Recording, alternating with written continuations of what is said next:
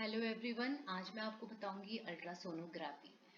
Ultrasonography एक ऐसा device है जो कि बहुत ही इम्पॉर्टेंट है प्रेगनेंसी टाइम में, जिससे कि फीटर को असेसमेंट कर सकते हैं। आज की क्लास में हम पढ़ेंगे objective, introduction of ultrasound, definition, purpose of ultrasound, types and mode of ultrasound, timing and indication, clinical application of ultrasound, method of ultrasound, procedures and nursing responsibilities of ultrasound.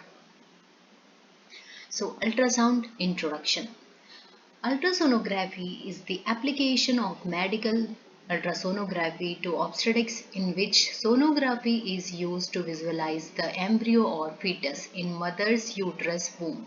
The procedure is a standard part of prenatal care, as it yields a variety of information regarding the health of mother and of the fetus, the progress of pregnancy, and further information on the baby's clinical application of UHG in obstetrics was introduced by Ian Donald in Glasgow in 1958. Ultrasonography एक ऐसा medical application है जहाँ पे कि visualise किया जाता है embryo और फीटस को मदर के यूट्रस में।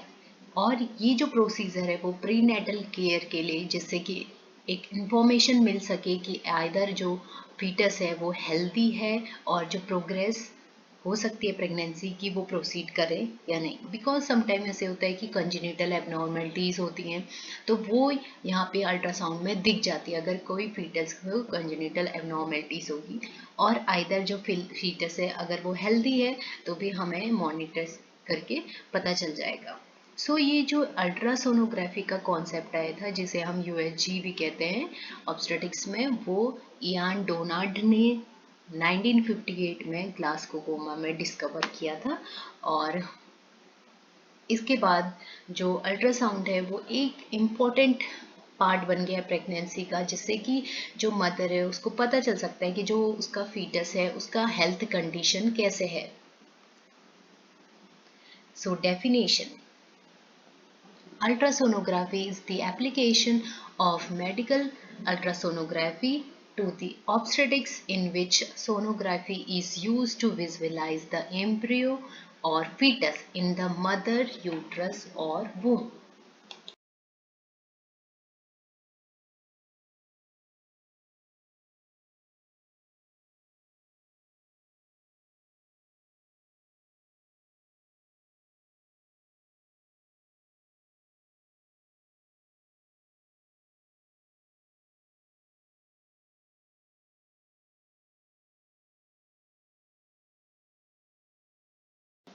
अल्ट्रासोनोग्राफी के ऐसे मेडिकल एप्लीकेशन है जहाँ पे कि जो सोनोग्राफी होती है उसमें विजुअलाइज कर सकते हैं एम्ब्रियो और फीटस को मदर के यूट्रस में से।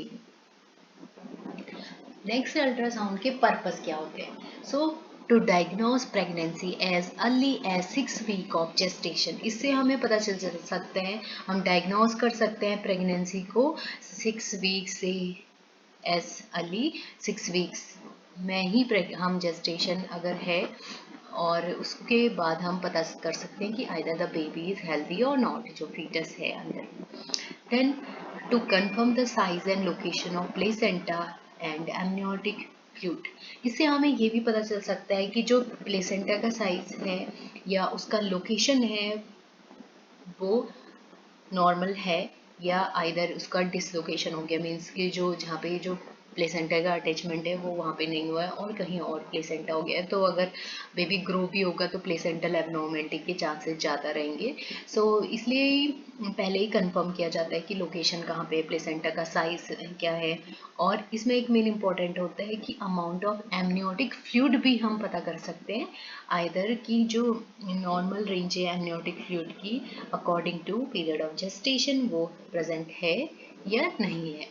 समटाइम क्योंकि ऐसा होता है कि जहाँ पे एमनियोटिक फ्लूइड कम अमाउंट में होता है, कुछ ऐसी प्रेगनेंसी होती है जहाँ पे एमनियोटिक फ्लूइड लार्ज अमाउंट में होता है, तो उसको ये भी हम देख सकते हैं।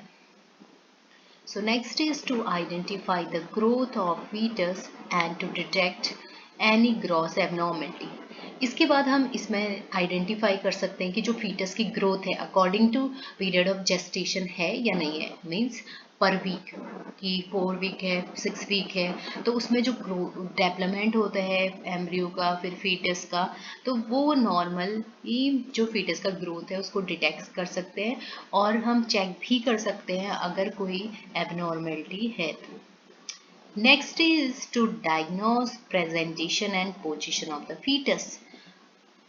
हम अल्ट्रासोनोग्राफी करके प्रेजेंटेशन और पोजीशन ऑफ फीटस की का भी पता कर सकते हैं, क्योंकि समटाइम ऐसा होता है कि ब्रीच प्रेजेंटेशन होता है या फिर जो एलओए है आरओए है पोजीशंस अलग अलग हो सकते हैं फीटस की, तो इसके द्वारा हमें कंफर्म पता चल जाता है। क्योंकि हम जो मैनवर्स होते हैं उसको करते हैं, लीपॉइड मैनवर है और उसमें पैल्पेट करके देखते हैं प्रेजेंटेशन, बट अगर हमें कंफर्मेटरी प्रेजेंटेशन या पोजीशन देखनी हो फीटस की तो हम अल्ट्रासाउंड का भी सोनोग्राफी का यूज़ कर सकते हैं।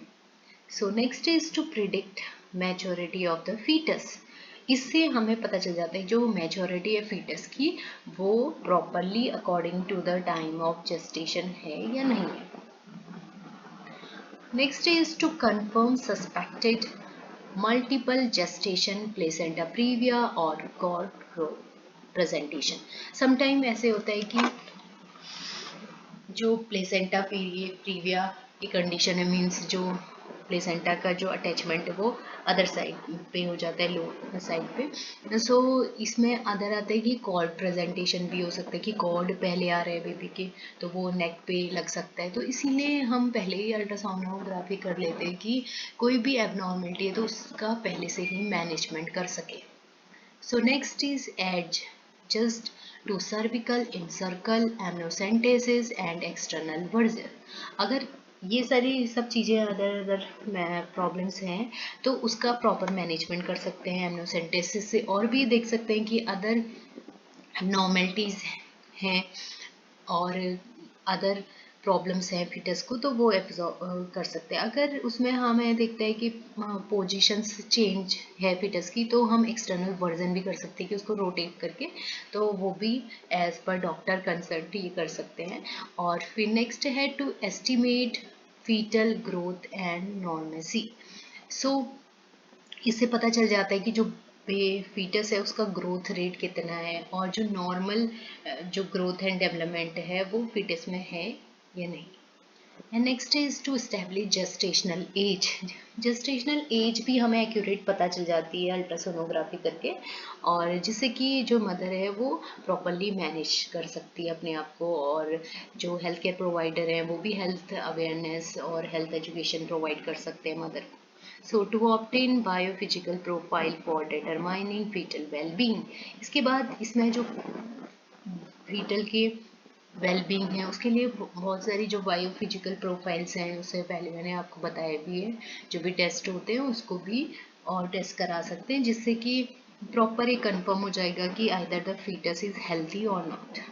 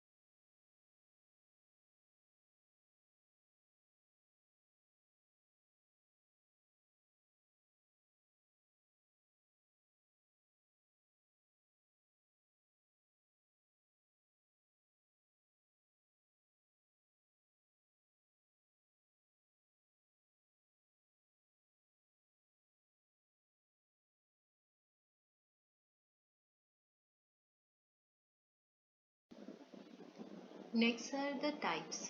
So basic. The basic obstetrics ultrasound examination may be used to determine the location of a pregnancy and number of fetus present and to assist in the assignment of gestational age, prenatal diagnosis of fetal anomalies and early diagnosis of placental insufficiency. जो basic type है अल्ट्रासाउंडोग्राफी का वो examine करता है कि जिसमें location of pregnancy और number of foetus कितने हैं और इसमें जेस्टेशनल एज और जो प्रीनेटल डायग्नोसिस में देखते हैं कि जो फीटल एबनॉर्मलिटीज़ तो नहीं है कोई कंजीनिटल और इससे एक और चीज़ देखते हैं कि प्लेसेंटल इनसफिशिएंसी तो नहीं है। सो टारगेटेड अल्ट्रासोनोग्राफी में जो जनरली परफॉर्म बिटवीन 16 से 29 वीक्स में करते हैं और इसमें जनरली ये सेकेंड और थर्ड ट्राइमेस्टर के बिटवीन में करेंगे और इसका जो मेन पर्पस होता है तो टारगेट जो हाई स्पेशलाइज्ड केयर देना है और डायग्नोसिस करना है to the cases which are in high risk तो वो चेक कर सकते हैं। और इसमें मींस कि टारगेटेड में अल्ट्रासोनोग्राफी में ऐसा होता है कि जो वुमेन है उनको जनरली परफॉर्म करके पता चल जाता है if there is any abnormality present और not in the fetus. So next is advance. जो एडवांस के बाद आता है mode of ultrasonography. So mode A mode, ये जो मोड है इसमें डिस्प्ले करते हैं it is the simplest signal recorded as a spike on the graph. The vertical y-axis of the display shows the echo amplitude. The horizontal x-axis shows the depth or distance into the patient. The type of ultrasonography is used for ophthalmic scanning. So generally उसके बाद जो ए mode है क्योंकि जितने भी हम ये ultrasonography ये सब टेस्ट ये करते हैं तो उसका एक ग्राफिकल रिप्रेजेंटेशन निकल के आता है और उसमें हमें चेक करना पड़ता है जो एम्पलीट्यूड है हॉरिजॉन्टल और जो डेप्थ है वो कितना है और जो डिस्प्ले है उसमें कोई एबनॉर्मलिटी प्रेजेंट तो नहीं है।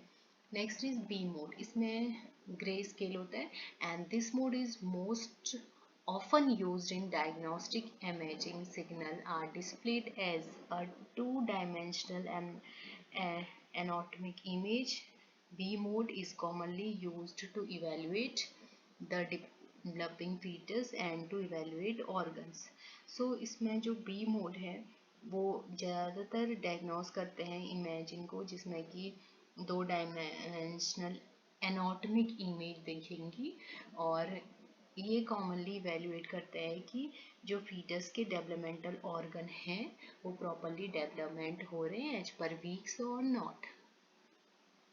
सो M mode is used primarily for assessment of fetal heartbeat and in cardiac imaging, most notably to evaluate valvular disorders.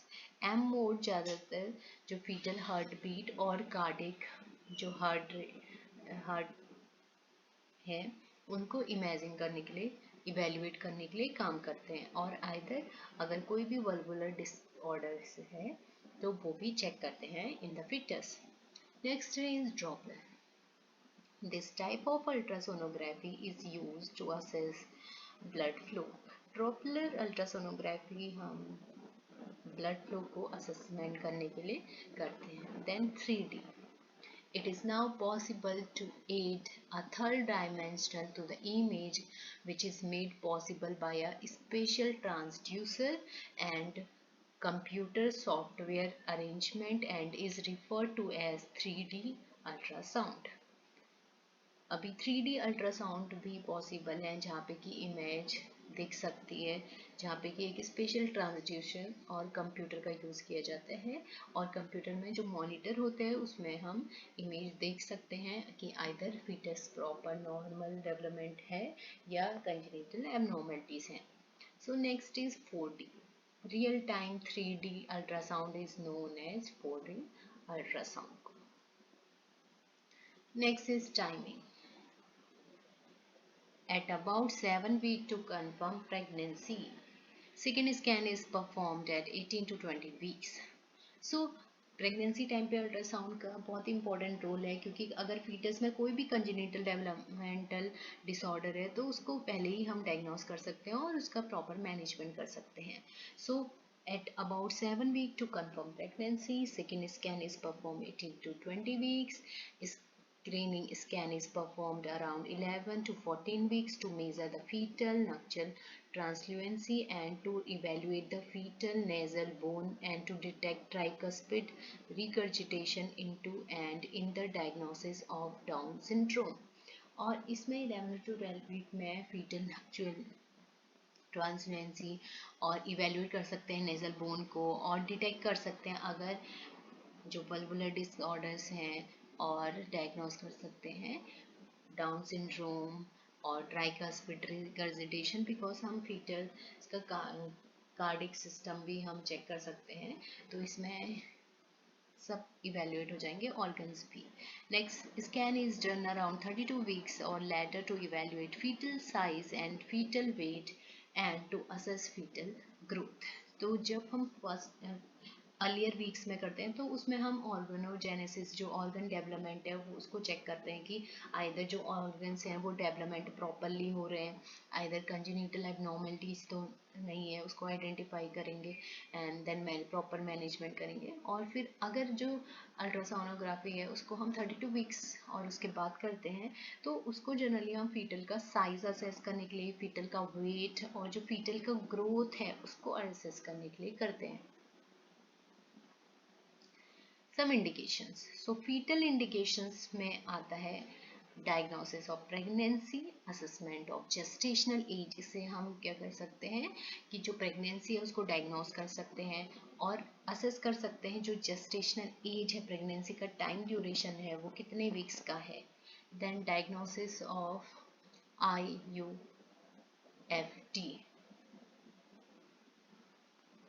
इसमें हम इंट्रा यूट्राइन फीटल डेथ, क्योंकि अगर फीटस का ग्रोथ नहीं हो रहा है और जो फीटल है वो एक ही साइज का है तो मे भी सब चांसेस रह सकते हैं कि जो फीटस है उसका इंट्रा यूट्राइन फीटल डेथ हो गया. So next is detection of anomalies, और अगर कोई भी कंजेनिटल एनोमैलीज है उसको डिटेक्ट कर सकते हैं and then assessment of the growth check कर सकते हैं for IUGR, intra uterine growth retarded. Means अगर जो फीटस है according to the time duration fetus का ग्रोथ नहीं हो रहा है उतना जितना डेवलपमेंट होना चाहिए फीटस का, वो भी असेस कर सकते हैं इसमें. Next is assessment of well being और उसको हम चेक कर सकते हैं बायोफिजिकल प्रोफाइल से. Next is diagnosis of presentation. Diagnosis of presentation में हम देख सकते हैं कि जो फीटस है उसका नॉर्मल प्रेजेंटेशन है और नॉर्मल प्रेजेंटेशन है, तो उसी के अकॉर्डिंग फिर हम लेबर के लिए, डिलीवरी के लिए वुमेन को भी बता सकते हैं और वैसे ही मैनेजमेंट कर सकते हैं. Next is diagnosis of ectopic pregnancy.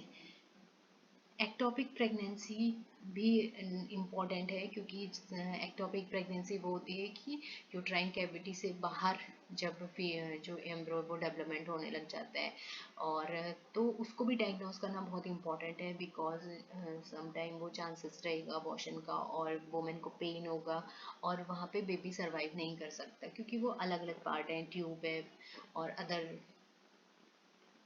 Sites होती हैं एक्टोपिक प्रेगनेंसी की, तो वो वहाँ पे डेवलपमेंट होना लग जाता है, जबकि यूट्रस ही नॉर्मल जो जहाँ पे बेबी फीटस है जो कि वो ग्रोथ एंड डेवलपमेंट होता है उसका, वो होना चाहिए. तो ये भी हम डायग्नोस कर सकते हैं either the baby is in the uterus और either it is ectopic pregnancy. But ये एक्टोपिक प्रेगनेंसी जो है वो हम अर्ली पीरियड में ही डायग्नोस कर सकते हैं और फिर प्रॉपर मैनेजमेंट कर सकते हैं.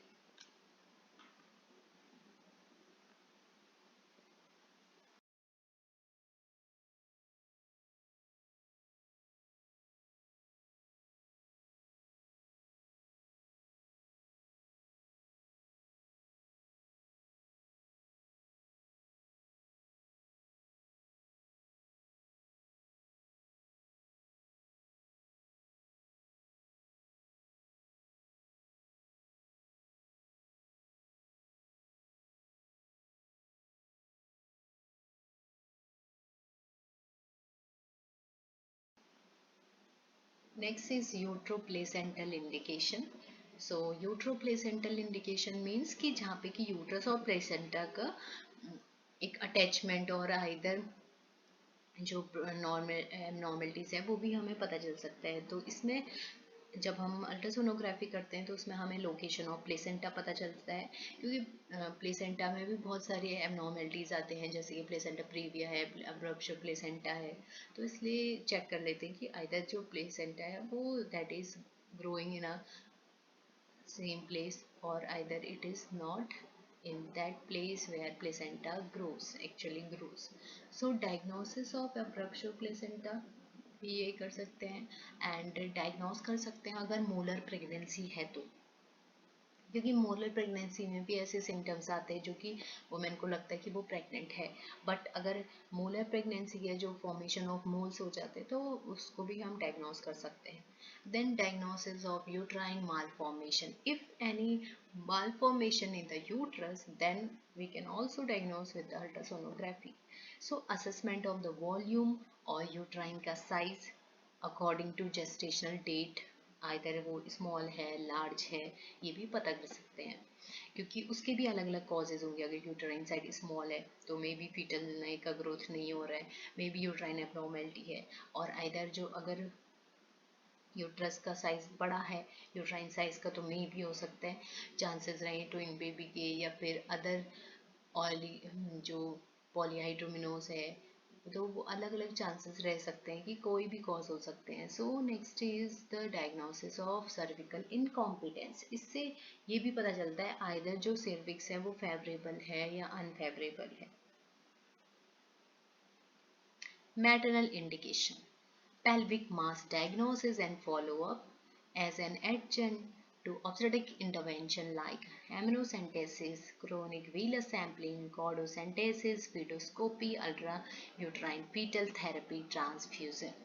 सो जो मैटरनल इंडिकेशन आते हैं उसमें आता है कि जो डायग्नोसिस होते हैं उसको देख सकते हैं, और जो ऑब्स्टेटिकल इंटरवेंशंस हो सकते हैं उसको भी चेक कर सकते हैं। और इसमें बहुत सारे ऐसे केसेस आते हैं जहाँ पे कि जो एमनियोसेंटेसिस होता है या क्रोनिक वीलस सैम्पलिंग होती है, कॉर्डोसेंटेसिस होता है, फीटोस्कोपी, ये सारी चीज़ें भी डायग्नोस कर सकते हैं। General indication, diagnosis and confirmation of early pregnancy. So इससे पता चल जाता है कि आइदर जो फीमेल है वो प्रेग्नेंट है या नहीं, वो कंफर्म हो जाता है diagnosis. Then vaginal bleeding in early pregnancy, वो भी फिर हम चेक कर सकते हैं, अल्ट्रासोनोग्राफी करा सकते हैं। Then determine the gestational age and assessment of fetal size.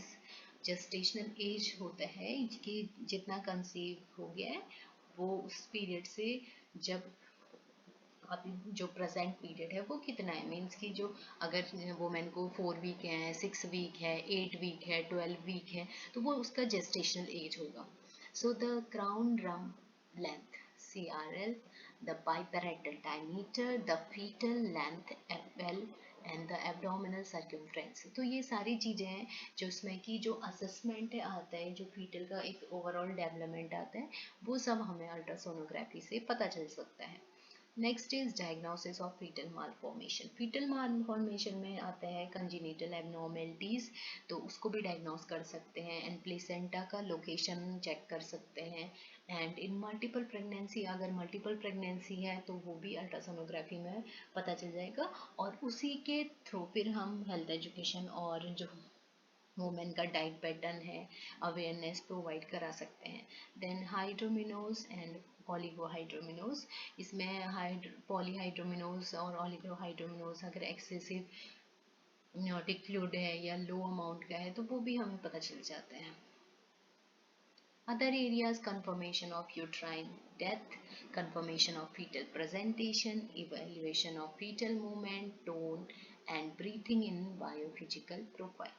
इससे अदर एरियाज कंफर्मेशन हो सकते हैं, जैसे कि अगर IUD है तो उससे कंफर्म हो जाएगा कि हाँ जो यूट्राइन में फीटल डेथ हो गई है, और फीटस का प्रेजेंटेशन बहुत इंपॉर्टेंट है, क्योंकि अगर वो ब्रीच प्रेजेंटेशन होगा तो फिर हमें नॉर्मल डिलीवरी के लिए नहीं प्रेफर कर सकते हैं वुमेन को।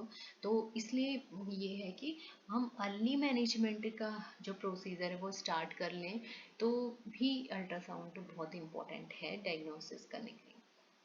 So evaluating fetal movement, tone and breathing in biophysical profiles, and diagnosis of uterine and pelvic abnormalities during pregnancy, जैसे कि फिब्रोमायोमेटा आता है और ओवेरियन सिस्ट आता है, तो ये सारी चीज़ें इसमें हैं।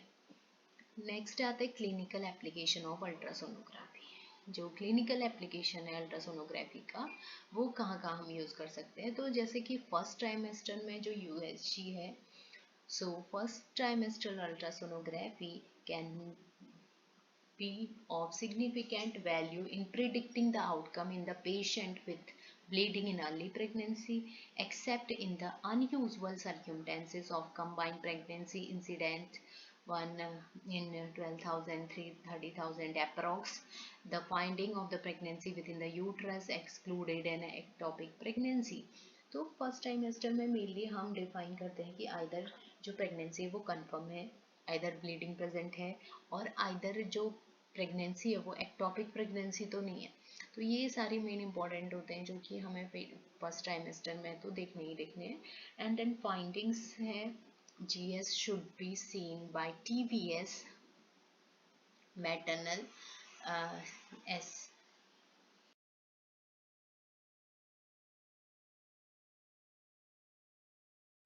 maternal SCG level 1000 to 1200 m international unit per ml, and by TAS within 60.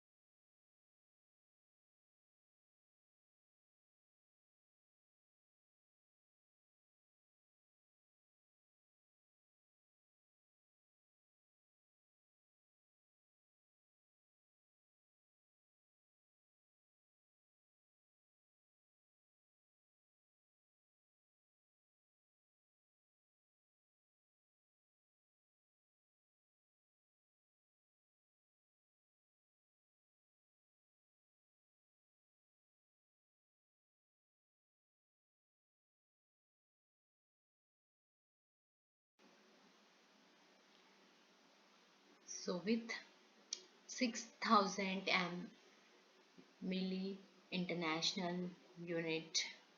So next is the yolk cell that is seen at 7000 international unit per milliliter, and the defined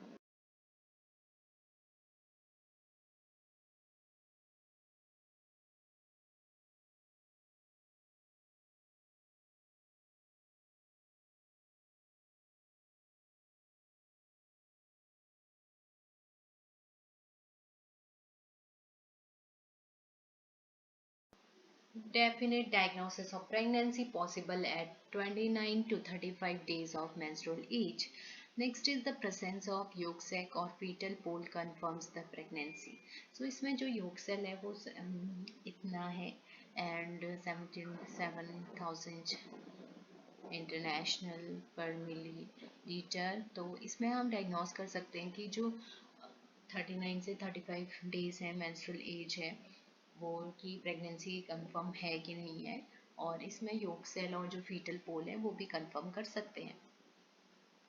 next measurement, सो इसमें कुछ findings हैं जिसके according ये measurements हैं yolk cell का, embryo and cardiac activities का। Next जो menstrual week है और फीटल स्ट्रक्चर है, तो एक जेस्टेशनल एज होता है और जो फीटल स्ट्रक्चर है वो आइडेंटिफाई कर सकते हैं, जैसे कि अगर हम ट्रांसवेजाइनल अल्ट्रासोनोग्राफी करें तो।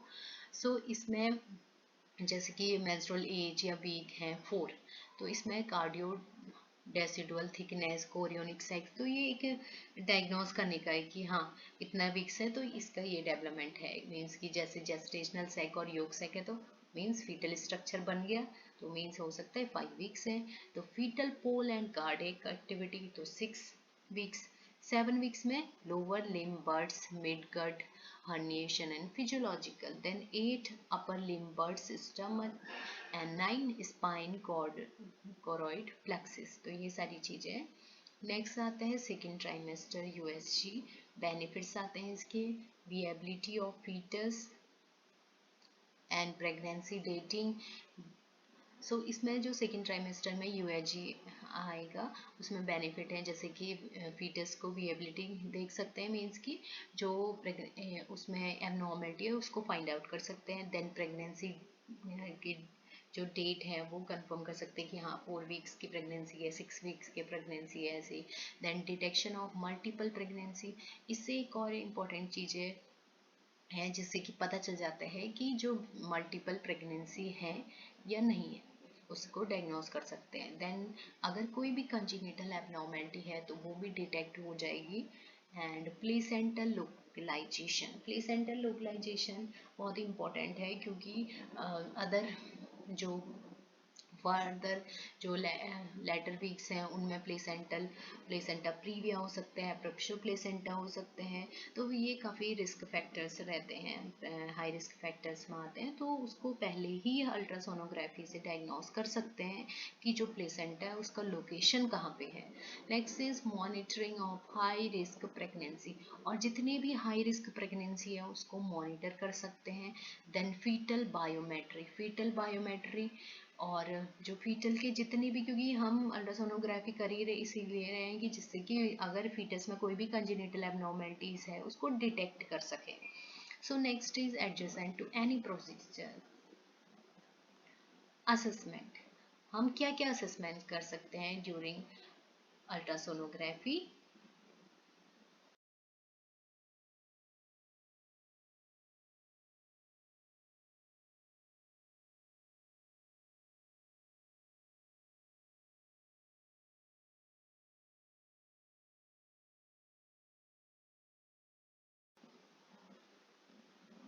असेसमेंट में फीटल ग्रोथ आता है और gestational age and assessment, fetal anatomy, common abnormalities, neural tube defect, fetal heart rate, fetal abdominal and abdominal wall, gender identification जो कि प्रोहिबिटेड है, इसको नहीं कर सकते हैं। अगर किसी ने भी अल्ट्रासोनोग्राफी के टाइम पे जनरल आइडेंटिफिकेशन के लिए कहा तो फिर उनको पनिशमेंट मिलता है। ये हमारा एक लॉ है कि हमें अल्ट्रासोनोग्राफी में सिर्फ हमें फीटल की जो कंजेनिटल एबनॉर्मलिटी है हम उसी को डायग्नोस कर सकते हैं, रेदर देन जेंडर आइडेंटिफिकेशन नहीं करना है। और ये जो हेल्थ केयर प्रोवाइडर हैं वो भी, उनके भी स्ट्रिक्ट रूल है कि वो नहीं बताते हैं कि जेंडर कौन सा है। तो ये हमारे जो लॉज हैं उनको हम सबको फॉलो करना चाहिए। And next is placental and umbilical cord. So next is assessment. So assessment of the fetal growth, fetal growth को चेक करना है। और इसके बाद जो जेस्टेशनल एज असेसमेंट है वो जेस्टेशनल एज असेसमेंट कर सकते हैं। एंड फीटल एनाटॉमी एंड जो कॉमन एबनॉर्मलिटीज हैं उसको भी चेक कर सकते हैं, क्योंकि कंजेनिटल एबनॉर्मलिटीज तो रहेंगी फीटस में। अगर जो हाई रिस्क केसेस हैं या फिर अगर पहले प्रीवियस कंजेनिटल एबनॉर्मलिटी है फैमिली में या कोई ऐसे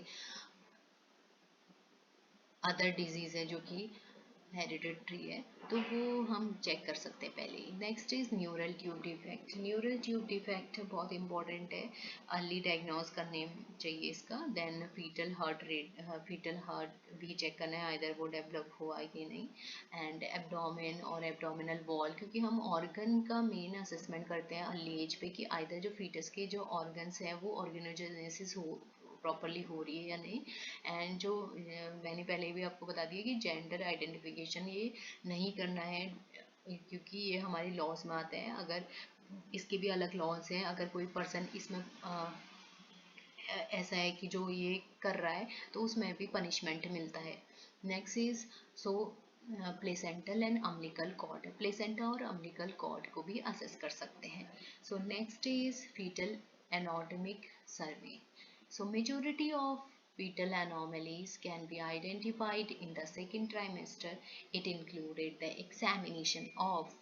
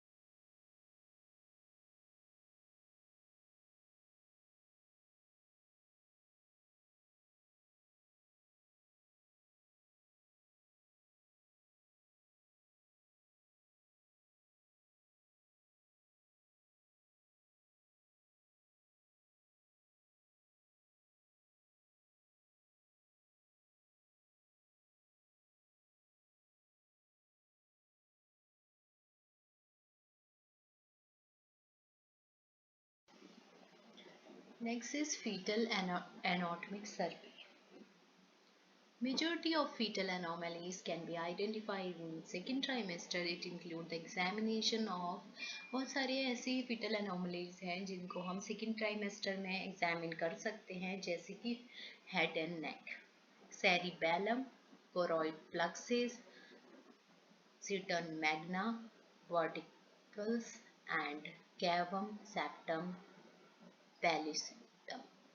तो ये जो हेड और नेक के पार्ट्स हैं, इस पे अगर कोई भी एबनॉर्मेलिटीज होती है तो वो पता चल जाती है. And then cranial abnormalities, obliteration and cistern magna, compression or flattening of the posterior cerebellar surface making a crescentric appearance, banana sign, and concave deformity of the frontal bones, lemon sign, and neural tube defect entity, absence of Calvarian encephaly, hydrocephaly may be suspected when the HC and BPD is enlarged, means the biparietal diameter, and the fetal face for cleft lip of cleft palate, chest, four-chamber view of the heart and outflow tracts.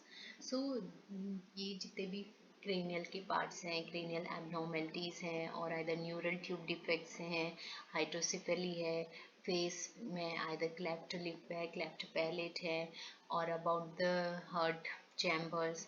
तो जितने भी ये organs हैं उनको हम पहले से ही identify कर सकते हैं by the help of ultrasonography. So next is fetal heart. Four-chamber view of heart and evaluation of outflow tracts are done for screening of congenital heart disease, abdomen, stomach, kidney, bladder, umbilical cord, insertion of abdomen, number of cord vessels, fetal abdomen and abdominal wall, stomach bubbles is seen normally in 20 weeks of gestational age. Its absence suggests fetal anomaly, esophageal atresia, spinal fetal limbs.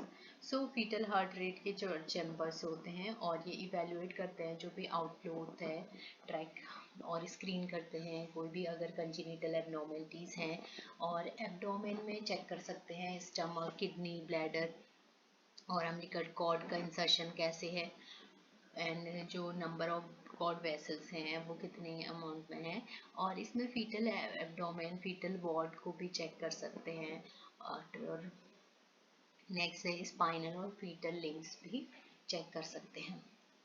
Next says spinal abnormalities may be spina bifida occulta, characterized by a vertebral crisis covered by normal soft tissue. Spinal abnormalities आती हैं जिसमें कि spinal occult आते हैं जहाँ पे कि जो स्पाइन है फीटल स्पाइन है उसमें एबनॉर्मेलिटीज रहेगी.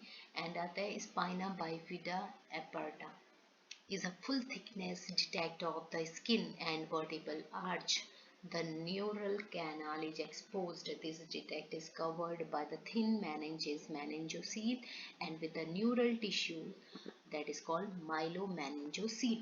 तो ये सारी abnormalities होती हैं जिन्हें importantly find out करना बहुत ज़रूरी होता है जिससे कि अगर बेबी डिलीवर भी होगा तो उसमें spinal cord abnormalities रहेंगी. So next is placental and umbilical cord. Placenta और umbilical cord को भी हम determine कर सकते हैं conditions. So placenta is a echogenic discoid mass. Placental thickness at term is about 30 mm. Placental thickness is more than 45 mm at the any period of gestation is considered abnormal, and the relationship of placenta to the internal cervical OS is important to define low lining of placenta and placenta previa. When the distance between the internal OS and placental edge is more than 20 mm, placenta previa is excluded and vaginal delivery is allowed.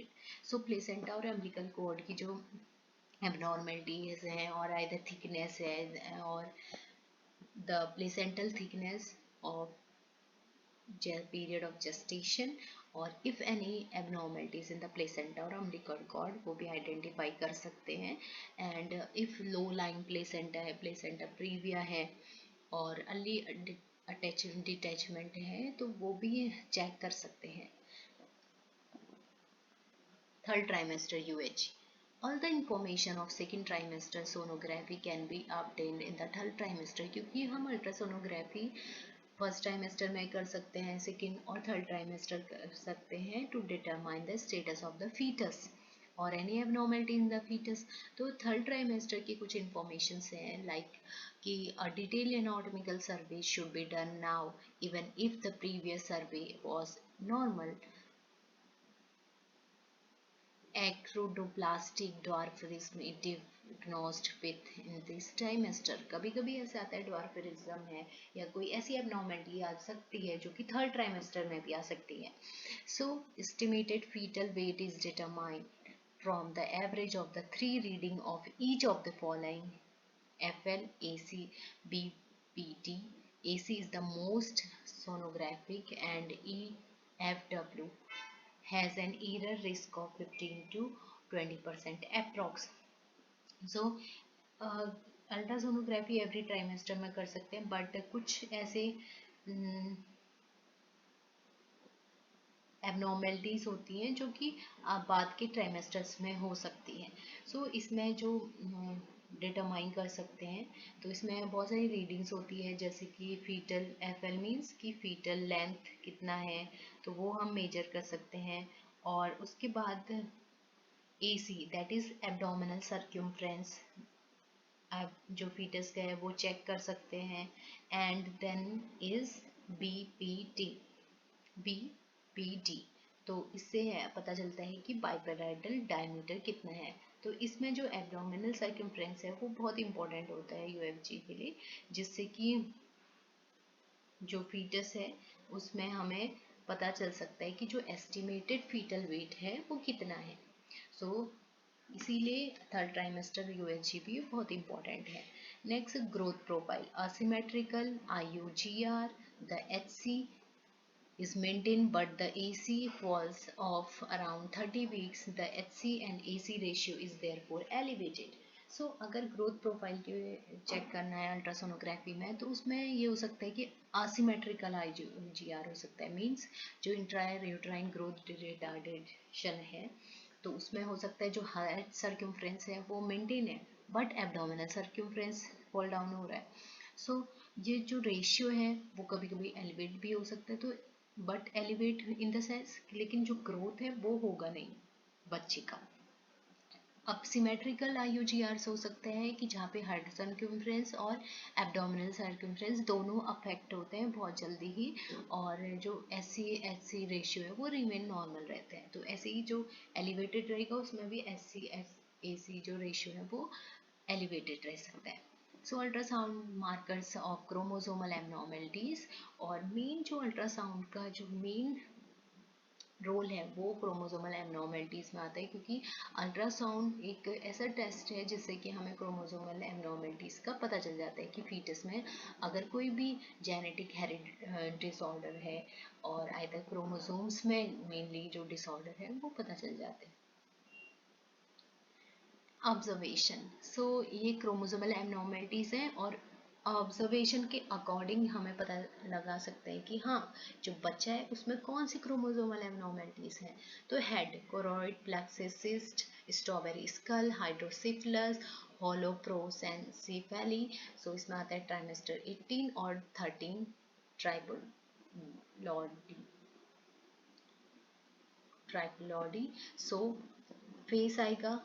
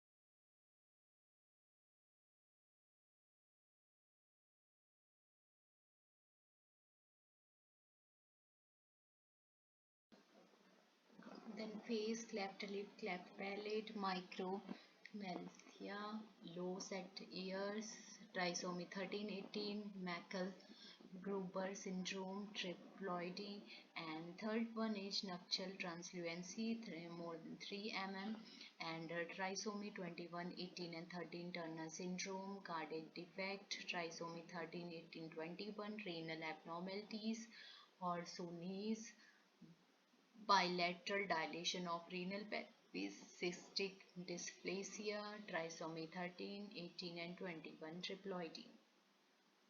So sixth is the hand and feet, flexed overlapping fingers, rockers, bottom, club foot, and polydactyl, wide gap between first and second toes, and clinodactyly and short femur. So it may be trisomy 13 and trisomy 21. So GI system,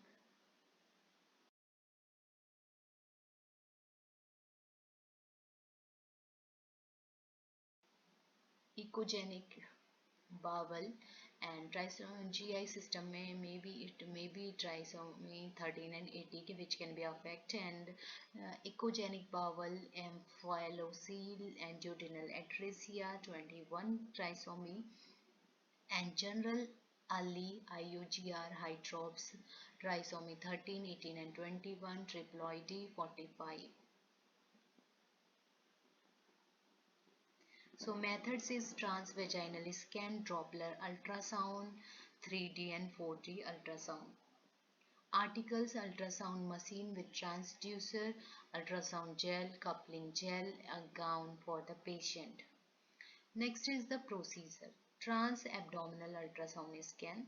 सो दो procedure हैं इसके ultrasonography के. First one is transabdominal ultrasound scan और next one is transvaginal ultrasound scan. तो जो abdominal ultrasound scan है उसमें हमें सबसे फर्स्ट हम कोई भी प्रोसीजर करते हैं तो हमें उसमें वोमेन को एक्सप्लेन करना पड़ता है. सो हमें वोमेन को एक्सप्लेन करेंगे कि जो अल्ट्रासाउंड है उसका रोल क्या है, एग्जामिन कैसे करना है रोल और पर्पस क्या है प्रेगनेंसी में.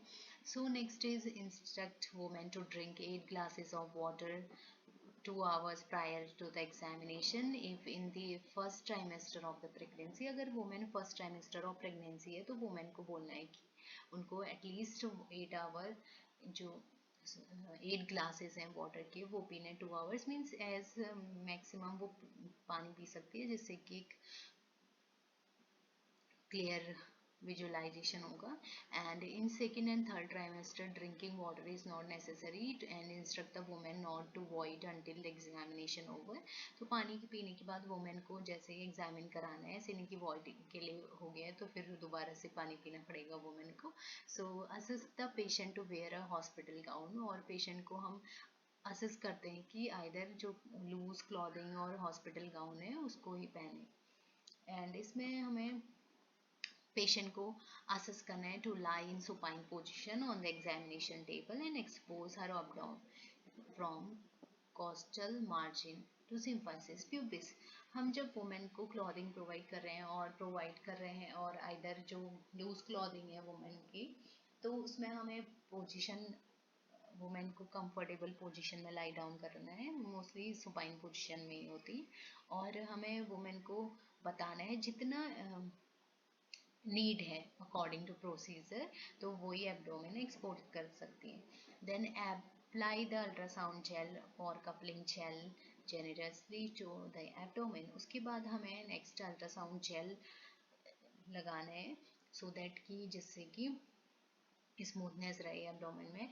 एंड जो टावल है वो डिस्पोजेबल टिश्यू हम यूज़ कर सकते हैं, पेशेंट के जो क्लोथिंग है उसमें जेल ना लगे.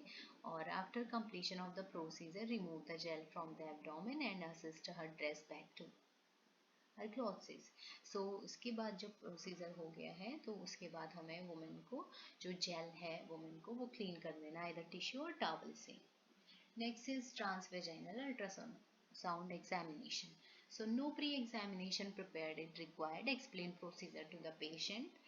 Or next is instruct the patient to remove any clothing below vest and place the woman in lithotomy position and place a pillow under the buttocks to raise the pelvic area. because इसमें हमें transvaginally ultrasound examination करना है, so इसमें हमें patient को instruction तो देना ही है, उसके बाद woman को clothing के लिए, क्योंकि because जितना पॉसिबल है जिससे कि एग्जामिन हो सके उतना ही हमें क्लॉथिंग जो एक्सपोज करना है वुमेन का एरिया एक्सेसिव नहीं करना है, एंड जिससे कि वुमेन भी अनकंफर्टेबल फील करेगी, और वुमेन को पहले से ही प्रोवाइड बताना है कि उन्हें कैसी पोजीशन लेनी है, और आइदर हम हेल्प भी कर सकते हैं वुमेन की। एंड देन जो वुमेन है मेनली लिथोटमी पोजीशन देते हैं और पिलो भी रख सकते हैं under the buttocks of the women, and then place transducer sled or a condom filled with ultrasound gel over the vaginal transducer। तो मेनली ट्रांसड्यूसन सील्ड और कॉन्डोम यूज करते हैं अल्ट्रासाउंड जेल के साथ, जिससे कि वेजाइनल ट्रांसड्यूसर को इंसर्ट कर सकें। Next, the transducer is then inserted through the introitus into the mid-vagina by the radiologist. Then remove the condom after the examination and clean the transducer with disinfectant. Because ये protection भी provide करता है, because जो transducer है वो अगर several women पे use होता है तो इसलिए ये प्रोटेक्शन यूज करते हैं, एंड असिस्ट करते हैं वुमेन को कि वुमेन जो है वो क्लीन कर ले अगर जेली है आइदर क्लोज है। And then for finding ultrasound scan to the physician and had requested to the test. So उसके बाद जब फाइंडिंग्स आ जाती है अल्ट्रासोनोग्राफी की तो उसके बाद हम उसका रिपोर्ट दे देते हैं फिजिशियंस को, और आइदर अगर फिजिशियन भी कर सकते हैं अल्ट्रासाउंड, और अगर जो रेडियोलॉजिस्ट हैं वो कर रहे हैं, मीन्स की जो एक्सपर्ट हैं वही कर सकते हैं, जिनको एक लॉज के अकॉर्डिंग है कि परमिशन है वही कर सकते हैं ultrasound. And the wash hand and record the procedure and findings. Next is nursing responsibility. सो ये बहुत इंपॉर्टेंट है नर्सिंग रिस्पॉन्सिबिलिटी मेंटेन करना कि जब पेशेंट को हम अल्ट्रासोनोग्राफी कर रहे हैं, so patient preparation physically and psychologically वो बहुत इंपॉर्टेंट है, जिससे कि आप प्रिपेयर कर सकते हैं वुमेन को, और अगर उनकी कोई भी डाउट है तो वो भी आप क्लेरिफाई कर सकते हैं। So equipment preparation and maintenance. So for the procedure we need the equipments and that should be prepared and they should be maintained and provide privacy during the time of a procedure. There must be a privacy, either screen, green sheet, then assist the ultrasonologist and helping the patient in interpreting the findings। उसके बाद जो ultrasonologist है उसको assist करना है और patient के findings में और रिकॉर्ड करना है। Next is conclusion. Ultrasonography is safe and painless procedures pictures of the inside body using sound wave. It involves the use of a small transducer probe and ultrasound gel placed directly on the skin. Ultrasonography एक safe और painless procedure है जिसे कि हम imagine कर सकते हैं, या पिक्चर्स जो बॉडी के इनसाइड हैं उसको भी साउंड वेव से डिटरमाइन कर सकते हैं कि either they are abnormal or normal and their growth and development. So high frequency sound waves are transmitted from the probe through the gel into the body. The transducer collects the sound that bounce back and computer then uses those sound waves to create an image. So इसमें एक transducer है जो कि collect करते हैं sounds को, then वो reflect करते हैं जो साउंड वेव है in that computer monitor. So ultrasound examination do not use ionising radiation as used in x-rays, thus there is no radiation exposure to the patient because ultrasound images are captured in a real time. They can show the structure and movement of the body internal organs as well as blood flow through the blood vessels. इसमें fetus के organ development, movement, structure, growth and even जो blood vessels हैं उनका flow भी पता कर सकते हैं। So this is all about ultrasonography, and thanks for watching. Just like, share and subscribe this channel for more upcoming videos.